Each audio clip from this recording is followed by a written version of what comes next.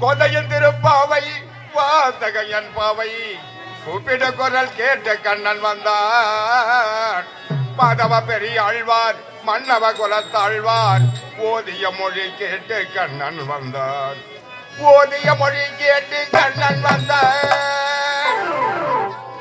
கொதையின் திருப்பாவை வாதகையன் பாவை கூப்பிடும் குரல் கேட்டு கண்ணன் வந்தார். மாதவ பெரிய ஆழ்வார் மன்னவ குலத்தாழ்வார் ஓதிய மொழி கேட்டு கண்ணன் வந்தார். ஓதிய மொழி கேட்டு கண்ணன் வந்தார்.